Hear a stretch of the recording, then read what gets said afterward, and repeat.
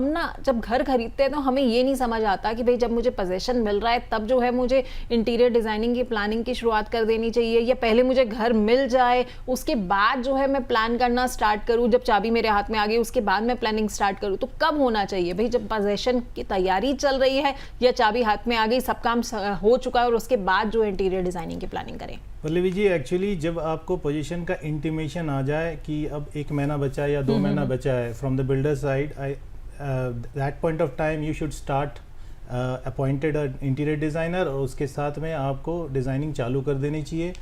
आपको अच्छी interior designing अगर करानी है तो कम से कम 2 महीने टाइम लगते हैं प्रॉपर डिज़ाइनिंग और विजुअलाइजेशन करने के लिए। तो वो 2 महीने का प्लानिंग लगता है और वो कर लेना चाहिए।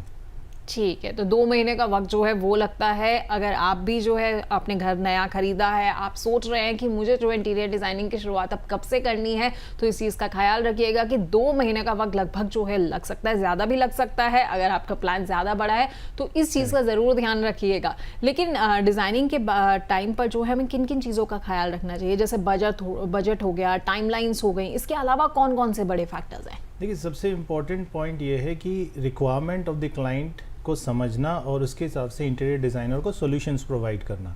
वो इंटीरियर डिज़ाइनर जब डिज़ाइनिंग में उतरता है तो वो क्लाइंट के साथ डिस्कशंस में वो चीज़ें निकल के बाहर आती है, उसके हिसाब से उस घर की पूरी डिज़ाइनिंग करना।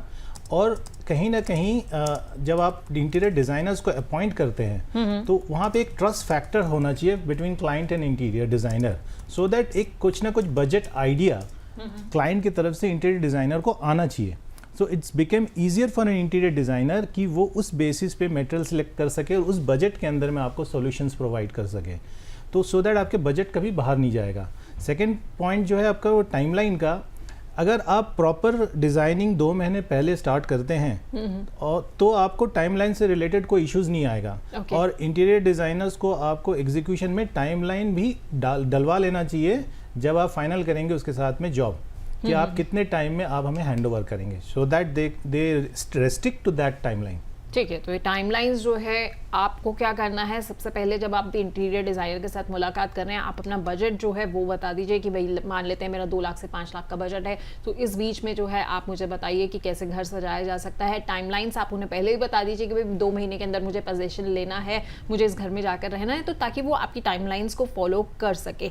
लेकिन घर के अंदर जो जब हम इंटीरियर डिज़ाइनिंग की बात करते हैं, बहुत सारी चीज़ें होती हैं और हर एक का अपना जो है अलग अलग टाइमलाइन भी होता है। जैसे कि किचन हो गई, आजकल सब कोई चाहते हैं कि एकदम मॉड्यूलर किचन हो, बिल्कुल अप मार्केट हो, जैसे ही आजकल टेक्नोलॉजीज वगैरह आ रही हैं, नई नई चीज़ें आ रही हैं, तो वो सारी किचन के अंदर मौजूद रहनी चाहिए। वार्डरोब में बहुत सारे जो हैं वो इनोवेटिव चेंजेस आ गए हैं, वार्डरोब जो है वॉक इन वार्डरोब्स बनने लगे हैं। उसके अलावा लाइट्स वगैरह जो है उसमें अलग अलग तरह की लगती हैं, और इसके अलावा फॉल सीलिंग वगैरह हम देखते हैं। तो आपको क्या लगता है कि सबसे अहम हिस्सा जो है वो पूरे घर में क्या रहता है और किस में जो है सबसे ज़्यादा वक्त लगता है?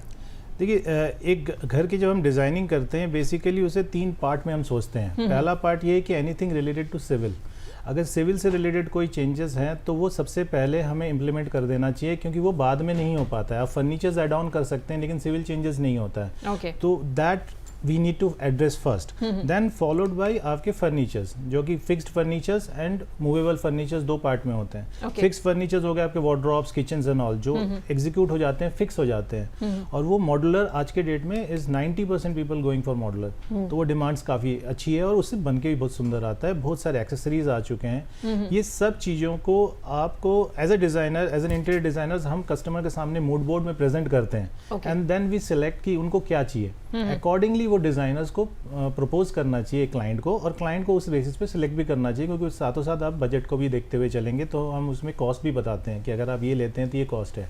तो ये चीज़ों को ध्यान में रखते हुए अगर कोई इंटीरियर डिज़ाइनिंग प्रॉपरली करके और उसको बजट डिफाइन करके चले तो जो आउटकम होता है वो ऑलवेज अ परफेक्ट आउटकम होता है। ठीक है, तो परफेक्ट आउटकम जो है वो आपको इंटीरियर डिज़ाइनर हमेशा देने की कोशिश करते हैं, आपके बजट में भी देने की कोशिश करते हैं, ताकि आपका बजट जो है वो पास ना हो।